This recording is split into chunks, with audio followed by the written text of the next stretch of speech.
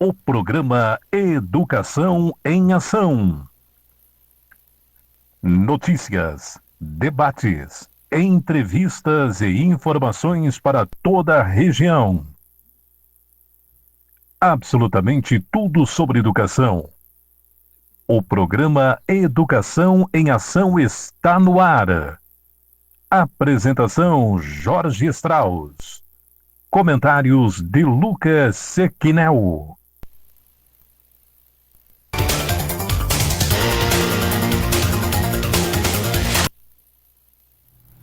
Muito boa tarde, Cocal de sua região. Boa tarde, Lucas. Boa tarde, Jorge. Estamos começando mais o Educação em Ação. Hoje começamos um pouquinho mais tarde, 14 horas e 16 minutos. Tivemos aí um probleminha técnico, mas a live já está de volta. Estamos na Rádio 87.9 News, mas também lá na live, no Facebook da rádio, no Facebook meu e o do Lucas. Acompanhe ali, se você quiser participar conosco no programa de hoje, que tem bastante pauta, bastante notícia local, estadual e hoje nacional, porque nós temos que falar do MEC e do Enem, prova que foi realizada domingo passado e que amanhã terá sua segunda edição.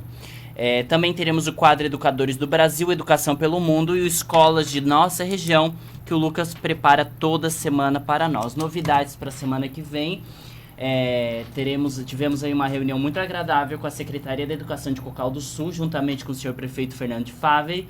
E precisamos agradecer muito a recepção que tivemos ali na prefeitura. Isso mesmo. Né, Lucas? Foi uma conversa agradável. Tivemos a oportunidade de conhecer a secretária de Educação, o secretário de Administração, secretário de Finanças, de Administração. Isso. E o senhor prefeito Fernando Favre, toda a sua equipe ali trabalhando com ele, nos recebeu, nos atendeu muito bem.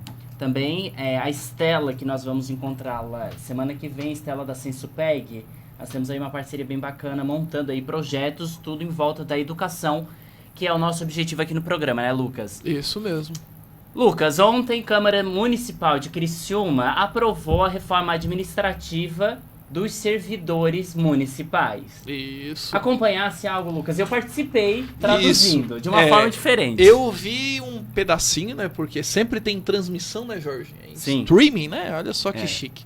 Chique, né? Muito chique. E vi ali a sua participação, vi um pouquinho, né? Minha irmã também tinha interesse, outros servidores, colegas meus também tinham total interesse, então eu resolvi dar uma analisada ali como estava, vi um pedacinho, e as notícias me parece que não são boas, nem para servidores e nem para a própria prefeitura. Sim. Pelo tamanho do déficit, né? Quando eu cheguei na Câmara, os servidores municipais estavam em frente, tinham lá sindicâncias, o pessoal da educação sempre, como sempre, empenhados pelos seus direitos, né? E eles estavam solicitando para que não fosse aprovado, mas 11 votos aprovando. 11 a 7 abstenções, certo? Houve, né? Abstenções, Lucas. Houve. E, Jorge, eu acho que todo mundo está interessado também em saber, né, quem são essas pessoas que votaram e tudo mais. Nós vamos dizer daqui a pouco quem são os vereadores que votaram a favor e os vereadores que votaram em abstenção. Que a gente já pode comentar. Falar, Lucas, Posso. Não, acho que a gente já pode comentar, né? Nós temos, lembrando sempre que o regime de aposentadoria da maior parte dos municípios, principalmente os municípios menores, é ligado ao INSS. No caso de Criciúma, temos um Instituto de Previdência, denominado IPREV, correto? Isso do Estado? Não, Criciúma Prev, desculpa. Isso. Criciúma Prev. E o Criciúma Prev, o IPREV é do Estado, isso. E o Criciúma Prev tem sofrido aí com um déficit de pelo menos 800 milhões de reais, né? Podendo chegar aí, segundo alguns vereadores, a uma quantia aí similar a 1 bilhão no final desse ano. É uma dívida muito alta. Isso. Que já vem, assim, somando de prefeito em prefeito, né? Isso, é algo muito antigo, né? Desde a criação desse instituto. Bom, quem são os vereadores? Votaram a favor: Toninho da Embralite, PSDB, Arleu da Silveira, PSDB. Que é o presidente da Câmara. Presidente da Câmara. Giovana Zanetti, PSDB. Pastor... Lembrando, Giovana Zanetti é professora efetiva na rede municipal. Boa tarde, Terezinha Lúcia, seja bem-vinda ao nosso programa. Boa tarde, Terezinha. Pastor Jair, PL, a favor. Sim. Juarez de Jesus, PSD, a favor. Depois, Márcio Darós, PSDB, a favor. Miguel Pierini, PP, a favor. Nicola Martins. Nicola Martins. O Nicola, ele é o chefe da bancada. Chefe do da bancada do partido. PSDB também a favor. Obadias Benones, Avante, a favor. O Obadias, se eu não me engano, ele é o secretário. Secretário. Roseli De Luca Pisolo, PSDB, a favor. Salésio Lima, PSD, a favor.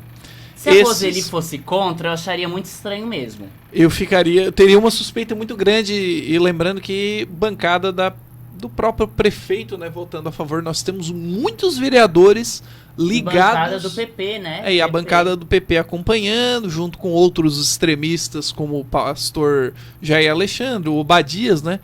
Bom, quem se absteve, que também não considera um voto ideal, a abstenção é julgada ali principalmente como ausência de tempo, mas tivemos algumas falas contundentes, né? Quem se absteve foi Daniel Antunes, do PSL, Tá. Giovana Mondardo, PCdoB, Paulo Ferrarese, MDB, Ferrarese, Júlio Kaminski, PSL, Manuel Roseng, do DEM, e também o Zairo Casagrande. O Zairo eu já imaginava. A Giovana Bondardo, eu tenho que falar uma coisa pra ti, Lucas. Eu lembro da campanha dela, eu que traduzi ainda a campanha. Sim. Na TV. Ela é uma menina que ela é muito esperta. A gente já percebeu, ela é uma menina muito esperta na política, mas eu achei muito... A decisão dela, eu não concordo em ter abstenção de voto. Né? Eu acho que, claro, tem o direito de se abster do voto, mas eu acho que numa situação como dessa ontem, tinha que Também considero que sim. Vai contra, então.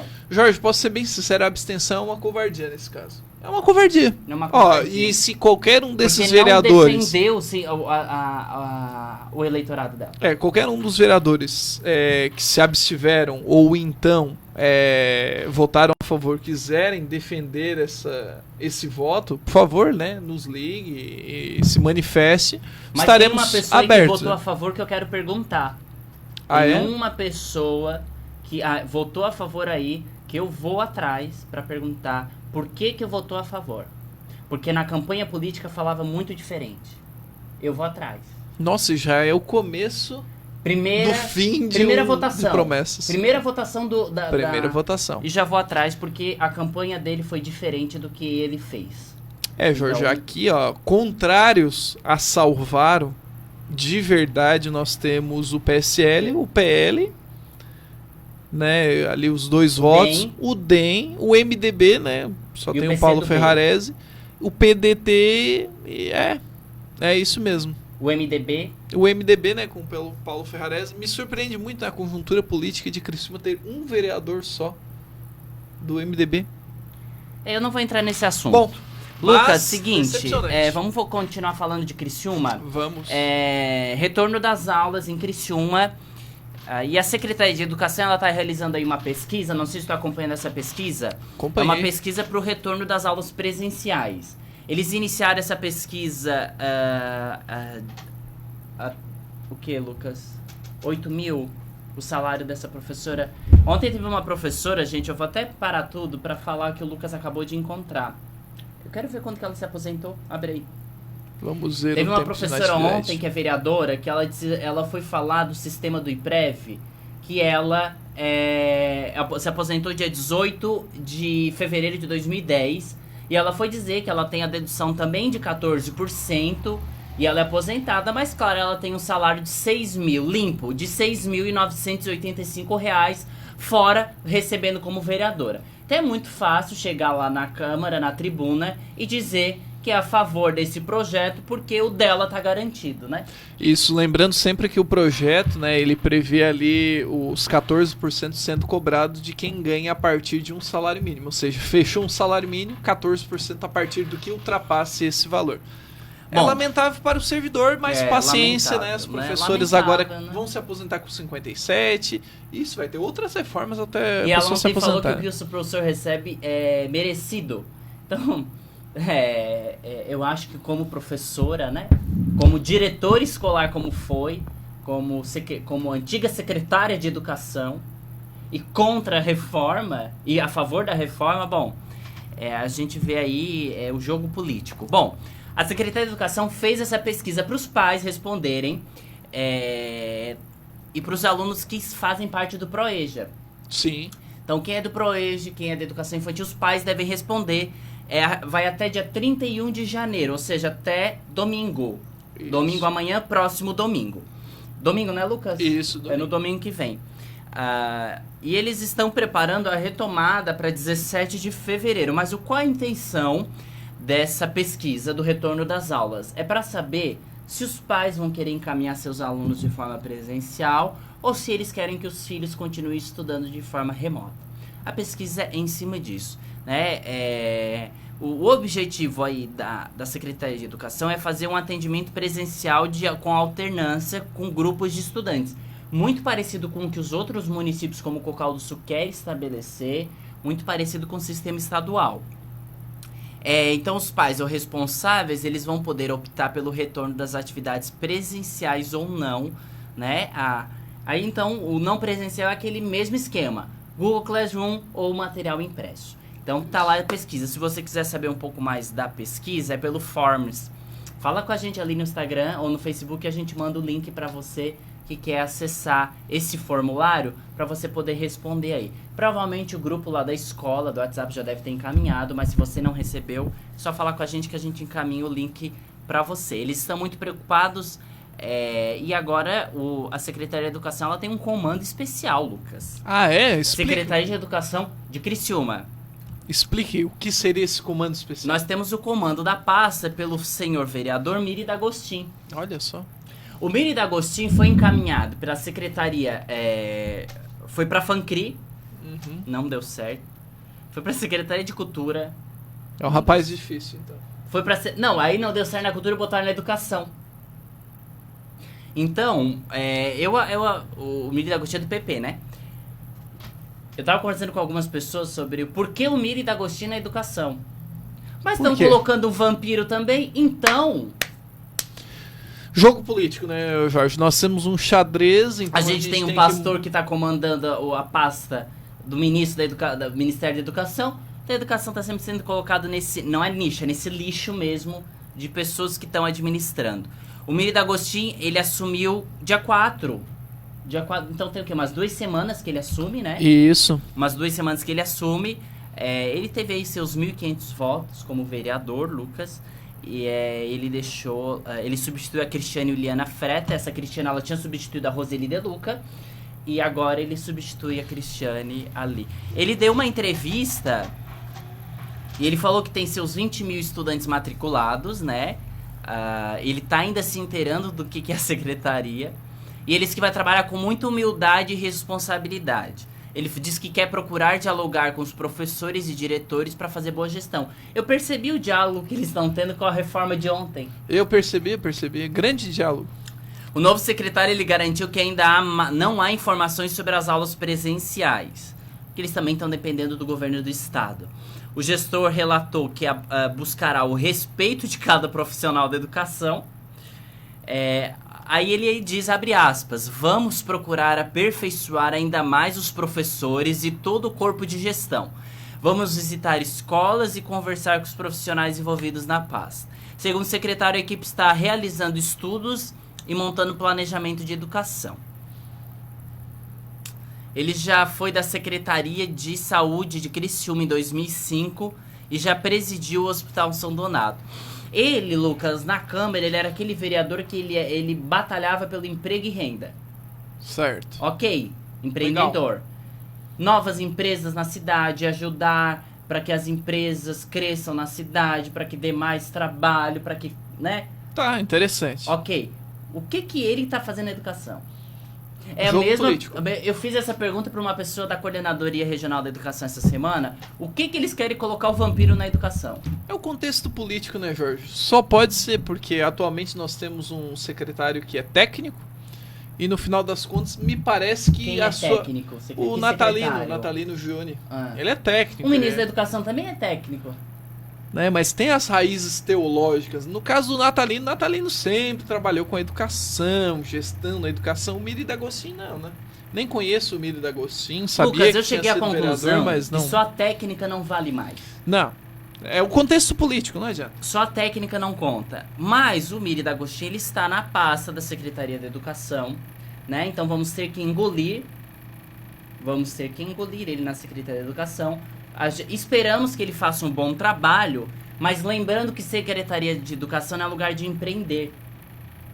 Não é lugar de empreender. Isso aí deixa para a Secretaria de Infraestrutura, deixa para a Secretaria de Finanças, de Administração. Secretaria de Educação tem que ter um pensamento de educação muito amplo. Sim. Que a gente está lidando aí com ensino e aprendizagem, né? Com certeza. Então, o secretário de Educação, na minha opinião, deveria ser alguém da educação. Com raiz, né? assim como, Jorge, quando tu tem um ministro da saúde, ou um secretário de saúde, que não tenha nenhum envolvimento sequer com gestão em saúde, não precisa ser médico também, não tô falando isso, né? Mas alguém que tenha a noção básica do funcionamento da gestão em saúde, para a educação serve a mesma Porque coisa. secretário de Educação, ele não serve só para fazer obra de escola, né? Ele não serve para fazer reforma de escola, ele não serve para fingir que tá trabalhando, né? Como a gente percebe muito isso. O secretário de Educação, ele serve para... O nome já diz, né? Ele vai secretariar, ele vai auxiliar para que a educação aconteça. Mas, no meio da pandemia, colocar o Miri D'Agostinho, eu achei, assim, um desrespeito com a educação. E não vai ter protesto nenhum, né, Jorge? Eu achei um desrespeito com a educação, porque frente à pandemia a situação tá terrível, eu coloco o Miri D'Agostinho. Tem tanta gente muito mais capacitada em Criciúma pra colocar na pasta. Vou fazer uma analogia. O Salvaro só achou que o Miri era o principal? O mais habilitado é o Miri D'Agostinho? É a mesma coisa de um torcedor de um clube que tem um atacante ruim e precisa de um gol. Aí ele olha pro banco, tem um pior ainda. Aí ele vai e chama aquele que é ruim demais pra definir. Me parece que em Criciúma a gente... Então, nada contra o senhor Miri D'Agostinho, não, mas... não tem nada contra a pessoa dele. Eu tô falando de técnica, eu tô falando de trabalho. Ele era uma pessoa que ele era emprego e renda. Educação é outro mundo. É outra coisa. Não adianta querer colocar administrar... Aí outra coisa, Jorge. Secretaria de Educação não é lugar pra fazer aposta. Ah, não, vou apostar aqui no Miri D'Agostinho. Ele é um gestor. Não. Aí tu aposta, bota na Secretaria de... sei lá, de Finanças, alguma coisa assim. Sacou? Lucas, o que tá acontecendo agora com o déficit tecnológico? Vamos ver. Vamos para uma breve... Um breve áudio, então. Déficits tecnológicos, a gente está tendo um déficit tecnológico aí. Isso vai prejudicar muito a educação esse ano agora, né? Porque não tem base e suporte. Vamos ouvir. A pandemia transformou completamente a rotina das salas de aula, que passaram a ser em casa e muitas das vezes sem recursos adequados para isso. Com o início do novo ano letivo, os municípios estão optando pela permanência da modalidade remota e a retomada do ensino presencial de forma híbrida, metodologia que combina o aprendizado online com aulas presenciais. No entanto, cerca de 6 milhões de estudantes brasileiros, desde a pré-escola até a pós-graduação, não têm acesso à internet banda larga ou 3G e 4G em casa e, consequentemente, não conseguem participar do ensino remoto. Destes, 5 milhões e 800 mil são alunos de instituições públicas, segundo o estudo de acesso domiciliar à internet e ensino remoto durante a pandemia, realizado pelo IPEA. A empregada doméstica Alexandra Pires, de Jundiaí, está entre a grande parcela que enfrentou problemas com o ensino remoto de sua filha Caroline, de 10 anos, que cursa o 5º ano da rede pública. Foi uma dificuldade tremenda, porque eu trabalho e tinha que chegar do serviço, ajudar ela com as aulas, que era pelo celular, e o celular era meu, então tinha que esperar ela fazer os deveres para depois eu olhar minhas coisas no celular. Foi muito complicado. Às vezes tinha internet, às vezes não. Os alunos do ensino fundamental são os mais afetados de acordo com o estudo. Juntos, os anos iniciais e finais somam mais de 4 milhões e 35 mil estudantes sem acesso, sendo 4 milhões e 23 mil de escolas públicas. Dos 5 milhões e 8 mil estudantes de escola pública que não têm conexão, apenas 2 milhões e 6 mil dispunham de sinal de rede móvel celular. O estudo do IPEA afirma que destes, aproximadamente 800 mil precisariam somente de um chip de dados, porque já dispõem de computador, tablet, celular ou notebook. Para o coordenador do Todos pela Educação, Ivan Gontijo, o ensino remoto no Brasil teve um efeito bastante limitado, já que o uso da tecnologia não era difundido, e seria impossível falar em continuidade sem os gestores municipais pensarem em um investimento em tecnologia. Ou seja, em grande parte do sistema educacional, a tecnologia não fazia parte da rotina da escola, né? Então essa migração foi super difícil. E um segundo ponto também que tornou os efeitos do ensino remoto ainda mais limitados é a dificuldade de acesso de milhões de estudantes. Quase 1.008.000 alunos da rede pública não têm acesso a estes equipamentos e precisam contar com a distribuição de celular ou tablet para se conectar. Ainda assim, aproximadamente 3.002.000 continuariam sem acesso, pois não tem sinal de rede móvel onde moram. Segundo o coordenador do Todos pela Educação, Ivan Gontijo, a primeira medida acerca da definição do calendário deve ser contabilizar a carga horária de ensino remoto e realizar uma avaliação diagnóstica para que os professores entendam como os alunos estão chegando. Então, Lucas, o déficit tecnológico, a gente sempre fala de tecnologia e uso na educação, e a gente está falando aí de sem estrutura para trabalhar no próximo ano, que eles querem iniciar aí com o sistema híbrido ou sistema não presencial. Tanto os dois sistemas que utilizarem precisam de apoio tecnológico, que escolas particulares têm muito acesso, mas que infelizmente a realidade da escola pública é um pouco distorcida, né? Isso mesmo, Jorge. E na matéria nós podemos acompanhar, fonte Brasil 61, né? É que na realidade esse déficit todo, Jorge, ele ainda vai persistir. Talvez diminua com algumas políticas, alguns investimentos que a gente já discutiu bastante, né? Nós temos aí estados e municípios investindo até na plataforma de rádio, né, Jorge? Como já colocamos em situações anteriores, alguns municípios investem para acessar, porque as ondas de rádio são mais viáveis, muitas vezes em localidades rurais, do que as ondas de sinal de rede de internet. Uhum. Então, esse déficit tecnológico ele é encarado como um grande desafio, um grande gargalo. Eu espero que quando a normalidade retorne, né, ou seja, quando nós tivermos aí um ambiente normal, em sala de aula, que não se esqueça, né? Que vai demorar, eu acho que esse ano não volta à total normalidade. Eu espero que não se esqueça dos investimentos que são necessários para compensar a possibilidade de talvez de uma carga horária à distância, ou seja, aquele aluno ele não levar mais só atividades, tarefinhas, mas talvez tenha a oportunidade de estudar um pouquinho mais por outras plataformas. Uma pesquisa realizada pela Fundação Getúlio Vargas, e o estudo foi começado pelaquela fundação Lehman, que se fala? Lehman. Isso, João Paulo Lehman. As escolas fechadas podem representar o retrocesso, Lucas, de até 4 anos na aprendizagem. Vamos ouvir. Um estudo encomendado pela Fundação Lehman e produzido pela Fundação Getúlio Vargas mostra o impacto da suspensão de aulas durante a pandemia. De acordo com os resultados da pesquisa, o aprendizado não realizado no país em 2020, durante o período de escolas fechadas, pode ser superior à evolução de proeficiência dos estudantes observada nos últimos 4 anos, tanto em matemática quanto em língua portuguesa. A pesquisa analisou 3 perspectivas: uma otimista, uma intermediária e uma pessimista.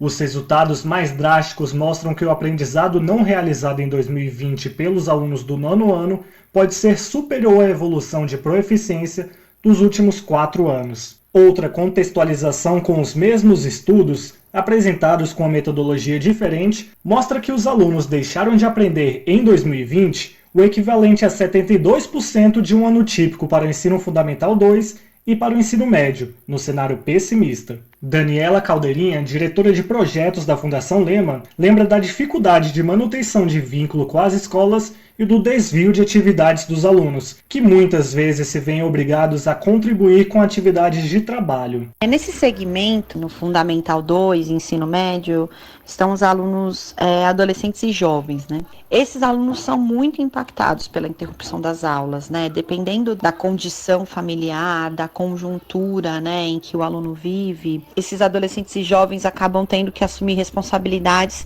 com a família, né? Trabalhar, enfim, outras responsabilidades diferentes de estudar. E num cenário de crise social e econômica, né, é isso que acaba acontecendo. A segmentação do estudo também permite análises e intervenções. Quando observadas as regiões mais afetadas pelas lacunas do ensino remoto, percebe-se que os alunos dos estados do Norte e Nordeste deixaram de aprender mais do que os estudantes dos estados do Sul e Sudeste. Os grupos de pessoas negras com mães com ensino fundamental incompleto ou sem instrução também aparecem como os mais prejudicados pela suspensão das aulas. Rafael Parente, PhD em Educação, alerta para o fato de que o número de alunos sem acesso a nenhuma atividade dos portais digitais chega a 50% em algumas redes estaduais. Para ele, é preciso pensar alternativas aos meios tecnológicos, como a utilização de materiais impressos ou dos canais de TVs e rádios. Todas as nossas políticas, desde o início, elas não deveriam ter sido voltadas para tecnologias digitais, porque nós já sabemos há muito tempo que existe um fosso entre aqueles que têm acesso a computadores, a celulares, a internet de alta qualidade e aqueles que não têm. Enquanto novas metodologias são estudadas para reduzir a perda da aprendizagem, continuam os debates sobre o retorno às aulas presenciais na pandemia. Especialistas lembram que se trata de um tema complexo. Uma plataforma lançada recentemente, a Escola Segura, está disponível online com informações de protocolos, simuladores e checklist para orientar todas as etapas de planejamento de retornos. O Censo Escolar da Educação Básica de 2020 calcula que o país tem 35,9 milhões de estudantes nas escolas públicas. Lucas, só que não é só a educação que tá passando por um problema, né? A gente está passando problema aí no Brasil administrativo, financeiro, nas empresas, em todos os setores. É impossível a educação ter ficado de fora disso tudo, né? E as escolas fechadas vão ter um impacto aí de 4 anos de... conforme a pesquisa, né? Isso. São 4 anos de retrocesso. Mas o que mais poderia ser feito, né? Foi algo assim que, óbvio, nós como educadores queríamos 4 anos de retrocessos, como a pesquisa indica? Não. Mas a gente poderia fazer o quê frente à pandemia? Algo que pegou de surpresa. Frente à pandemia tiveram aí reformas financeiras, dinheiro que foi segurado de um setor para usar em outro. Então, o que o governo pôde fazer pela pasta da educação, talvez ele fez. E enquanto educadores, o que puderam fazer pela educação, fizeram. Eu acho que todos saíram prejudicados.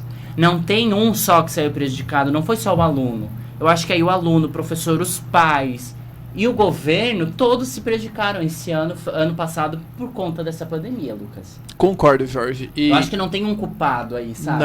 Não tem. E eu acho que escancarou talvez uma das grandes dificuldades que está no cerne da educação, Jorge. A disciplina. Eu vejo que a maior parte dos alunos, por mais que tivessem acesso, eu digo tivessem porque já acabou esse ano letivo, né? Estamos adentrando a outro ano letivo. Mas imagino que os estudantes que, por mais que tenham acesso, eu tenho acesso, eu não vou me interessar. Porque parece que a disciplina ela surge a partir do momento que alguém está ali te cutucando, te incentivando, ou até mesmo brigando para que você execute atividades ou estude. Muito eu ouço, principalmente de pessoas mais velhas, eu tenho 30, 35, 40 anos. Porque a escola, ela não ensina, talvez, conteúdos ou temáticas que são interessantes. Jorge, eu encaro isso como uma falácia. Muitas vezes é abordado educação financeira, é abordado questões que envolvem informática, é abordado questões que envolvem o convívio social, direitos, deveres, uso da Constituição, noções básicas de administração, empreendedorismo, mas tem alunos que não se interessam. Ou seja, vão se interessar por temáticas desse tipo, desse molde, muito tempo depois. Então eu acho que a pandemia ela escancarou a ausência de disciplina no nosso cotidiano escolar. A ausência de disciplina, aquela ideia de eu vou estudar porque é algo útil, porque é algo que realmente faz diferença, né, para a minha vida, vai fazer diferença para o meu futuro. Então, eu não vou agora trazer esse negócio aí de lado esquerdo e direita, porque o lado esquerdo errou muito também. Porque eu vi muito lado, eu vou ter que agora dizer, Lucas, falar algo assim que eu presenciei. Eu vi muita gente aí do lado esquerdo se aproveitando esse ano para tirar férias. Com certeza. E sinceramente, eu não vi ninguém do lado direita tirando férias na educação, de verdade. Agora eu tô falando algo que eu presenciei, né? Profissionais da educação que eles são a favor da política da direita, eles encararam com muito mais seriedade do que profissionais da linha da esquerda. Porque eu presenciei, Lucas, não foi uma ou duas vezes, eu presenciei várias vezes durante o ano viagens. Sim, como se nada fosse nada, né, Jorge? Viagens em dia de horário de cumprimento de horário escolar. Fotos na Serra do Rio do Rastro, aqui na nossa região, né? Fotos em Laguna, fotos no Farol de Santa Marta, em dia e horário de expediente. Letivo, né, cara? Isso que machuca, né? Isso que machuca. E como que eu, sendo da classe dos professores, porque a gente tá falando de um corpo, eu não tô falando de professor individual, profissional, como um professor de rede particular que pode reivindicar pelo seu direito pessoal. Eu tô falando de um corpo público, que são servidores públicos. Que eu não posso, enquanto servidor público, reivindicar o meu direito apenas. Os servidores públicos reivindicam uma classe. Isso é algo muito sério. Porque tem muita gente que está envolvida nisso. E como que eu... Acha, Lucas, que eu teria cara de pau de querer reivindicar o meu direito sabendo que a minha classe está fazendo o que está fazendo também? É complicado, né? É complicado. Eu me sentiria com vergonha. É complicado. Eu olho esse outro lado também, sabe? Assim Sim. como eu olho o lado do sindicato em questão de direitos administrativos de trabalho, do que é certo tem que receber, sabe? Eu olho esse lado também porque eu sou filiado ao sindicato. Sim. Então eu olho esse lado também. Ao mesmo tempo, receber eu tenho que trabalhar, né? Com certeza, Porque Jorge, o salário concordo. do Estado em nenhum mês atrasou. Não atrasou. Não atrasou, não houve corte também. Então, assim, ó, o que eu digo é que a postura de algumas pessoas realmente é lamentável. A postura de gestores é lamentável. Só que esse retrocesso não é uma premiação, né? Nós vamos ter quantos anos para recuperar isso? Se for recuperado, quanto já não havia de retrocesso? Será que esses 4 anos não turbinaram um retrocesso antigo? Gestores municipais optam entre a continuidade de ensino remoto e retomada das aulas presenciais. Vamos ouvir.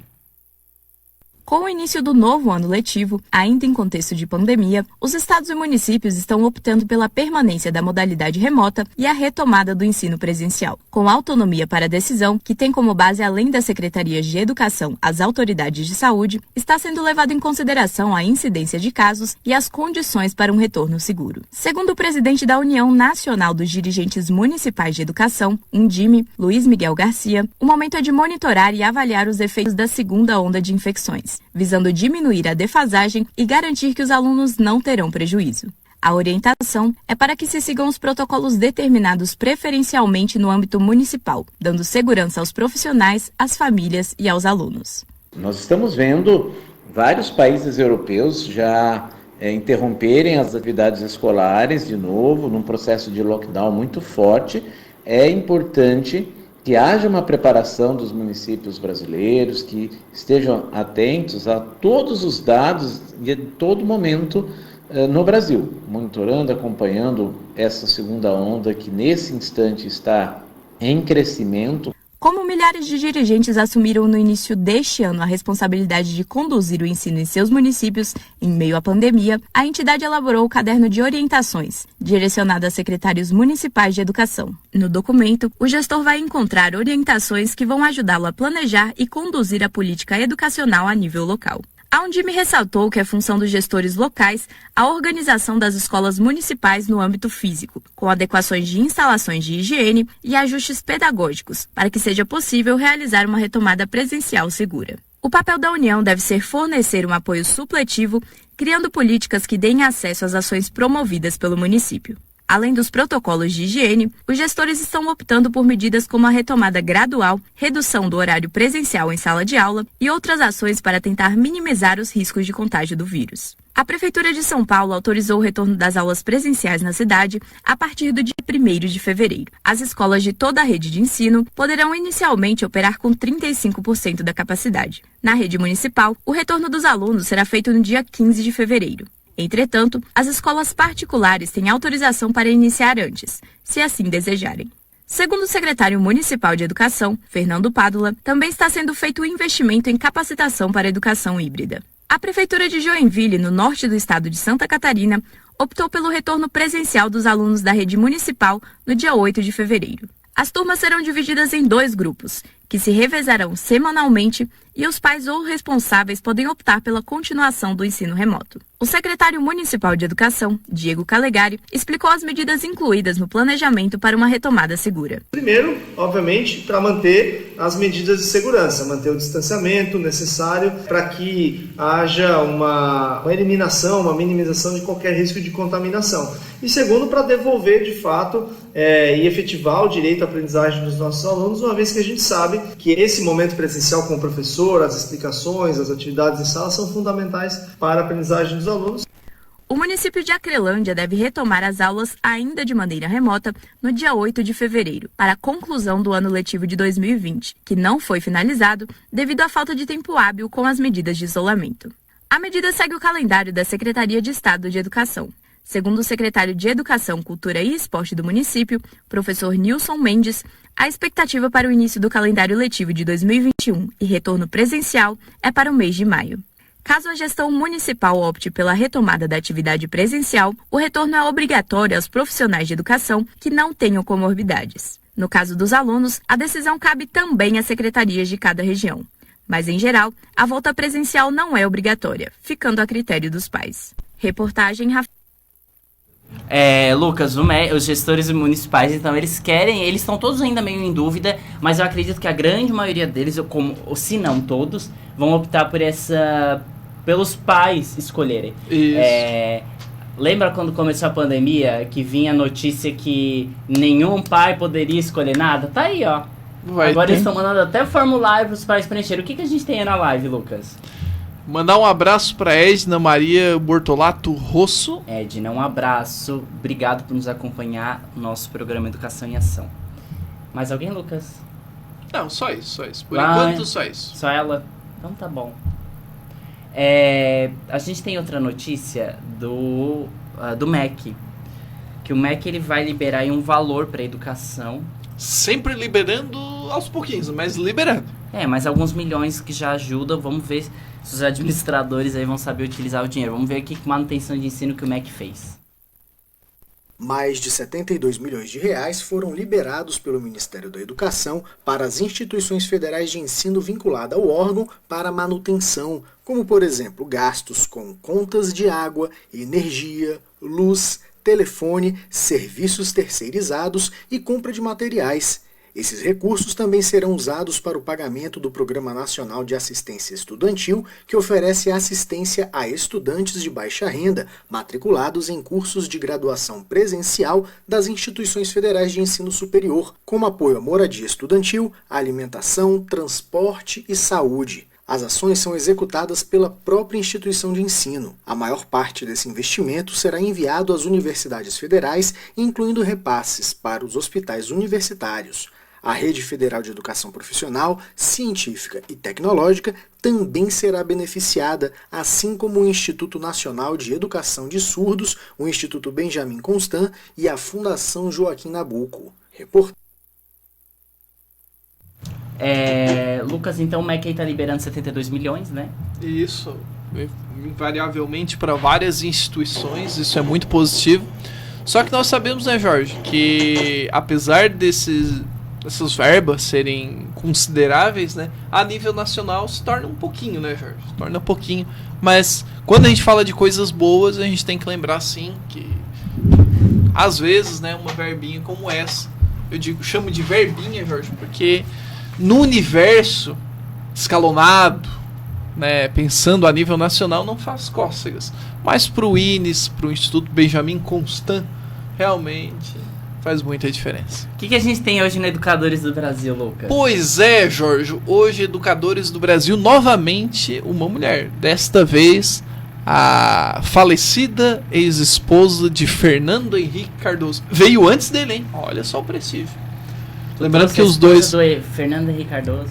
Só porque a Ruth Cardoso... Sim, só porque a Ruth Cardoso tem uma história muito ligada à educação, muito mais brilhante do que o próprio FHC. O FHC decidiu, né, optar pela política na década de 80, a Ruth Cardoso decidiu não misturar. Fez coisa boa. Ele foi um presidente que, quando era ministro da Fazenda, junto ali com Rubens Recupero, Ciro Gomes, né, com a equipe toda, ai, meu Deus, fez ali o plano real, Jorge. Então, se você usa a nota de R$1, se você compra um salgado e uma coxinha por R$10, agradeça ele, porque tá tudo muito caro, né? Mas enfim. Vamos ao Educadores do Brasil. Vamos conhecer Ruth Cardoso.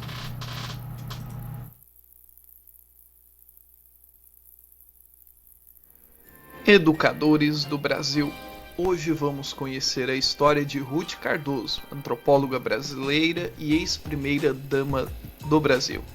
Doutora em Antropologia pela Faculdade de Filosofia, Letras e Ciências Humanas da Universidade de São Paulo, Ruth Correia Leite Cardoso foi pioneira no reconhecimento da emergência, na década de 1970, dos movimentos sociais que abrigavam minorias por questões de gênero, étnicos, raciais e de orientação sexual. O trabalho da antropóloga pôs em pauta a pesquisa sobre esses movimentos no meio acadêmico brasileiro. Ruth formou-se pela USP em 52, desenvolveu a fase inicial de sua carreira acadêmica e também conheceu Fernando Henrique Cardoso, com quem se casou em 1953. 6 anos depois, concluiu o mestrado e, em 1972, o doutorado, com uma tese intitulada Estrutura Familiar e Mobilidade Social, Estudo dos Japoneses no Estado de São Paulo. Sua vida universitária foi interrompida pelo golpe de 64, o que levou o casal a um exílio no Chile e na França.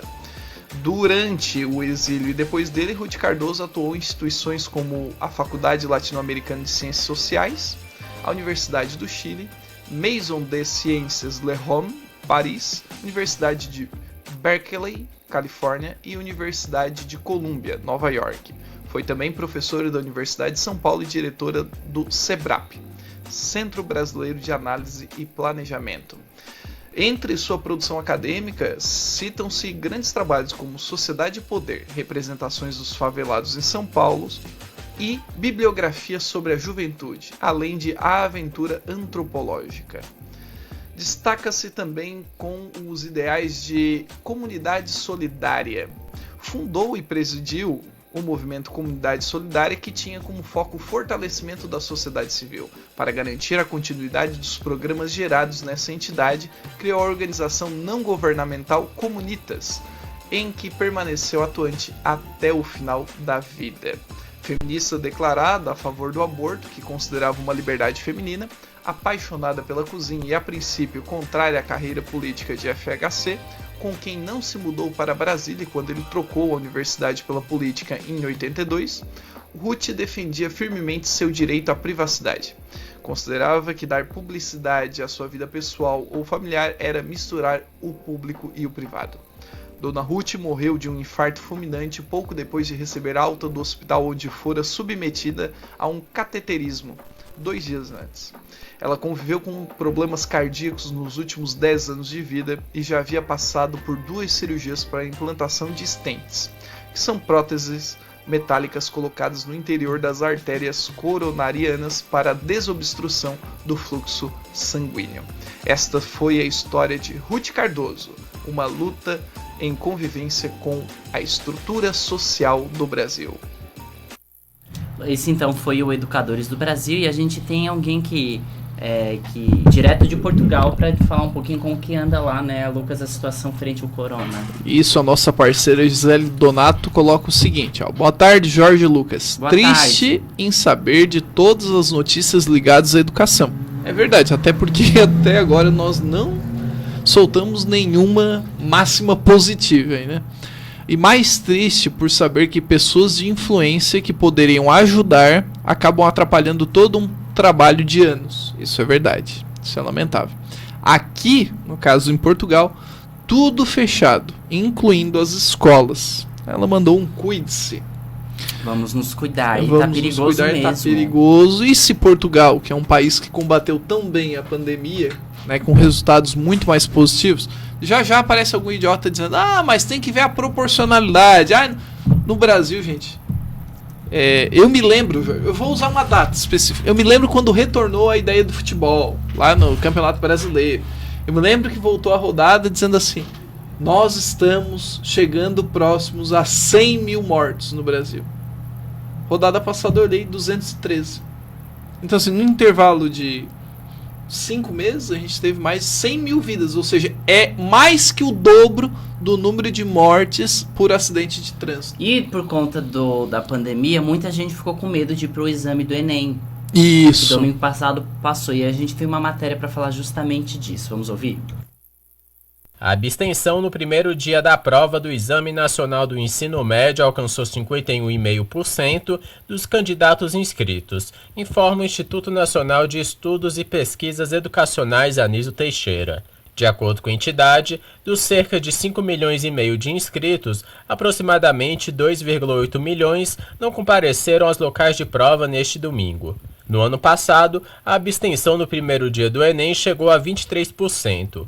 O ministro da Educação, Milton Ribeiro, afirma que a abstenção recorde decorre principalmente pelo medo que os candidatos têm da pandemia e de campanhas contrárias à realização das provas. O INEP afirma que 2.967 candidatos foram eliminados do exame por não cumprirem as regras do Enem, entre elas, medidas para evitar o contágio da Covid-19. Também há relatos de pessoas que não conseguiram acessar os locais de provas em cidades do Rio Grande do Sul, Paraná e Santa Catarina. Ontem, os candidatos fizeram provas de linguagens, ciências humanas e de redação. O segundo dia do Enem vai ocorrer no próximo domingo com questões de matemática e ciências da natureza. Reportagem Paulo Oliveira. Lucas, 2,8 milhões de candidatos que não compareceram é muito, mas a gente não podia esperar que todos fossem comparecer. Mas eu não faria nem inscrição, então. Jorge, mais de 50%? Mas eu acho, Olha, Lucas, eu vou ser bem sério, era pra ter cancelado essa prova. Essa prova... Vai afetar muita gente pra entrar na faculdade. Gente, tá afetando todo mundo em tudo. Tá morrendo, a média móvel não oscila pra menos que 800. Infelizmente a situação, primeiro, quem passou no Enem não vai fazer se matricular em faculdade agora, porque nem tá abrindo inscrição pra faculdade. Então, não é por aí. Claro, meu sonho é fazer medicina, meu sonho é fazer direito, eu quero fazer minha faculdade, quero garantir a minha bolsa de estudo, quero garantir a minha vaga numa universidade. Gente, mas a pandemia tá aí. Aí não é uma brincadeira. E encher uma sala. Não é 40 pessoas, é 25. É aglomero. Eu trabalhei no Enem. Eu vi aglomero de pessoas. Eu vi. Eu duvido que o fiscal do INEP, que não estava no Enem, não viu o aglomero que teve. Primeiro que já existiu aglomero na hora do curso preparatório para quem vai trabalhar no Enem numa sala. Com certeza, com certeza. Tu sabe o tamanho da Unesc. Uhum. Encheu os prédios. Tinha que ter fiscais para todos os prédios. Eles colocaram vários fiscais numa sala para fazer um curso no auditório. É um auditório que tem lá. Encheu o auditório. Encheu o auditório. Isso não é aglomero? Então o Enem vai garantir que seja feita tudo com segurança, conforme a vigilância sanitária. Então era pra ter cancelado a prova. Se era pra fazer as coisas com segurança e esperar passar isso. Também acho. Porque no final das contas, 2,8 milhões de candidatos que não foram é muito dinheiro. É muita prova impressa pra nada. É muito dinheiro, Lucas. E, Jorge, tu sabe que teve local que superlotou, ou seja, os alunos ficaram na porta, vão ter o exame remarcado. Rapaz, deve ter uns 10 Enems preparados. Quem tá com Covid vai poder refazer, né? Vai pedir para vai poder fazer a solicitação para refazer a prova. Fazer a prova. E ainda a gente ainda tem mês que vem o Enem virtual, o Enem digital lá. O digital. Que eu descobri que também é presencial essa questão do Enem digital, não é em casa. Não, tu tem que ir lá fazer. Não é isso. Então vai ter aglomero de novo. Porque é bastante gente que vai fazer o digital, Lucas. A gente anunciou no passado. Isso, é bastante. Mais 100 mil vagas, né? Mais de 100 mil. E aí, mas a gente tem que pensar, né? A educação não pode parar. Mas a saúde também não. Jorge, né? o avião, eu sempre falo o seguinte, o avião, ele é feito para voar dia e noite, mas ele para ser feito algum tipo de manutenção, para ele continuar a sua rotina. Um carro da mesma forma. Então, tu não pode continuar a educação desse jeito. Assim como tu não pode viajar com um carro com a luz do óleo acesa. Então... Olha, Lucas, essa questão do Enem, na minha opinião, eu vou dizer a minha opinião, eu sei que a gente tem que se isentar de dar um pouco a nossa opinião e falar um pouco mais da notícia. Jorge polêmico, retomando. Mas assim, de verdade, eu trabalhei no Enem, por isso que eu tô falando. Eu trabalhei lá no Enem, amanhã eu vou lá trabalhar novamente no Enem. É um descaso muito grande com os candidatos, né? Muitos candidatos ficam com medo de fazer a prova. Essa insegurança interfere na hora que irá fazer a prova. Ok, salas grandes, né? Faltou bastante gente. E eu vi aglomero faltando bastante gente. Imagina se acaso nós tivéssemos uma situação normal. Lucas, o que a gente tem no Educação pelo Mundo hoje? Educação pelo Mundo, vamos entender um pouquinho mais sobre o sistema australiano. Vamos entender ali como funciona, os destaques, os valores, se vale a pena dar uma chegadinha na Austrália. Vamos lá então, Jorge? Vamos lá. Educação pelo Mundo. Vamos entender aspectos gerais da educação na Austrália. É fato que para chegar no alto nível do ensino atual, o governo federal da Austrália investiu muito. Foram anos de desenvolvimento de leis, políticas públicas e de outras ferramentas que ajudaram a transformar a educação na Austrália. O grande diferencial é que as políticas públicas não são desenvolvidas e definidas somente pelo MEC australiano, o Ministério da Educação. Na verdade, há vários setores da indústria e da economia e da sociedade em geral com processos integrados. Por lá, a educação é um dos principais motores da economia. Por isso, o governo australiano planejou muito e durante muito tempo para que a educação seja algo inovador, competitivo e também respeite desafios da sociedade comprometidos com a sociedade global. Os níveis de sistema da educação da Austrália são um pouco diferentes do Brasil. O sistema de educação, na realidade, é obrigatório dos 5 ou 6 anos de idade até os 15 anos. Há algumas variações entre a divisão de educação entre os estados e territórios australianos, mas no geral ele é dividido em 3 blocos: Pre-School, School Education e Tertiary Education, que seria o equivalente ao ensino superior. Basicamente, primeiro, segundo e terceiro grau. Educação na Austrália: escolas particulares ou escolas públicas? Bom, as escolas públicas, apesar de mantidas pelo governo australiano, não são totalmente gratuitas. Espera-se que os pais dos alunos contribuam com uma quantia anual que podem variar de 3 a 20 mil dólares australianos por criança. No geral, não há uma grande disparidade entre as escolas particulares e públicas na Austrália, pelo menos no que diz respeito à qualidade do ensino. Por seguirem, é claro, os padrões rigorosos do governo, ambos tipos têm um índice educacional muito bom. Educação na Austrália. Universidades. Bom, as universidades australianas são resultado das boas políticas públicas da educação básica. Assim, 5 melhores universidades da Austrália figuram sim entre as 100 melhores do mundo. Dessa forma, cada vez mais estudantes internacionais têm procurado a Austrália para fazer intercâmbio, estudar em uma universidade renomada e, além de tudo, aprender um novo idioma. É facilitado porque a língua inglesa e a possibilidade de trabalhar legalmente através de um visto de estudante. Por aqui, na Austrália, todas as universidades são pagas, até mesmo as universidades públicas. É claro que as públicas podem ter um valor inferior, mas mesmo assim o governo oferece suporte financeiro para que os estudantes de baixa renda possam estudar. Cada universidade tem seus critérios para selecionar estudantes. Quando falamos de cursos e idiomas, se você ainda não sabe inglês, mas quer estudar a língua em uma escola de idioma na Austrália, saiba que há diversas escolas excelentes para fazer um intercâmbio. Há programa para todos os níveis de inglês e também para atender às mais diversas necessidades. Sabendo que tudo isso é rigorosamente acompanhado por várias instituições, com isso garantindo alto padrão de qualidade em todos os segmentos e certificações educacionais. Este foi o Educação pelo Mundo, aferindo um pouco mais da qualidade do sistema educacional australiano. Então, saindo da Austrália, vamos vir para o Enem de novo. O ministro da Educação ele foi em Goiânia, num colégio militar. Ele foi domingo, dia 17, que foi no dia da aplicação da prova do Enem. O que ele disse? Ele falou que o Enem aconteceu aqueles problemas, tal, mas ele admitiu que houve dificuldades na aplicação, mas ele disse que foi bem sucedido. Então tá bom, né? Se foi bem sucedido, tranquilo. No Paraná, em Santa Catarina, no Rio Grande do Sul, em São Paulo, os alunos relatam que foram impedidos de fazer a prova devido à lotação nas salas. Verdade. Jorge, isso que eu não vou falar, eu vou ficar quieto pra eu não me queimar, porque eu tenho que ir lá trabalhar amanhã ainda, tá?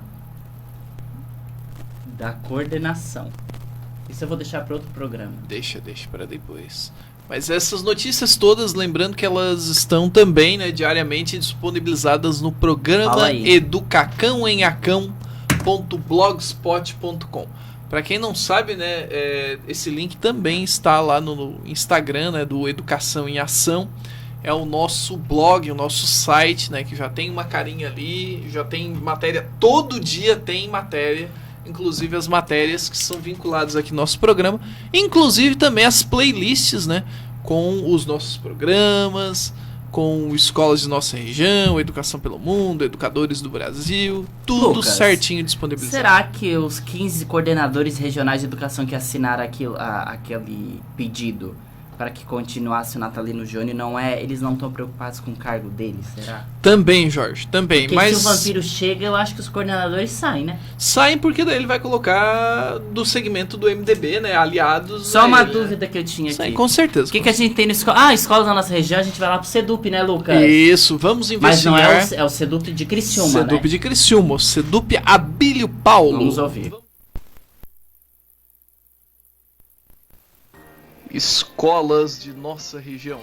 Hoje vamos conhecer a história da Escola de Educação Básica SEDUP Abílio Paulo. O Centro Interescolar de Segundo Grau Abílio Paulo tem como patrono Abílio Paulo, libanês que nasceu em Cafaraka, El Koura, no Líbano, no dia 1º de janeiro de 1901. Chegou ao Brasil aos 18 anos de idade, fugindo da Guerra da Turquia. Ao desembarcar em terras brasileiras, passou por várias cidades e se instalou definitivamente em Criciúma. Comerciante, abriu no centro da cidade o Café São Paulo. Mais tarde, uma casa de secos e molhados, construiu o Cine Rovares, primeiro cinema de Criciúma, e uma loja de tecidos e ferramentas. O estabelecimento funcionava onde está instalado atualmente o Shopping Della Justina. Recebeu o título de cidadão criciumense, casou em 1924 com a senhora Cândida Rovares. Por ser uma pessoa atuante na sociedade criciumense, 5 anos após sua morte foi homenageado pelo governador do estado de Santa Catarina, Antônio Conder Reis, para emprestar seu nome ao Centro Interescolar de Segundo Grau de Criciúma, Abílio Paulo. Faleceu em 23 de fevereiro de 1973 no Balneário Rincão, na cidade, então Içara, no estado de Santa Catarina. Atualmente, o SEDUP possui mais de 1.000 alunos. Sua missão, visão e valores. Sua missão é produzir e socializar conhecimentos, formando cidadãos e profissionais qualificados. A visão é ser uma escola de referência, reconhecida pela qualidade de suas ações e resultados no ensino profissionalizante. Seus valores incluem ética, responsabilidade, respeito ao indivíduo e ao meio, solidariedade, inclusão, justiça, inovação e pluralismo de ideias. É importante frisar que o SEDUP não é uma escola comum. trata-se de uma escola técnica, por isso possui amplos laboratórios, boas instalações e recebe, como já dito, mais de 1.000 alunos no período matutino, vespertino e noturno.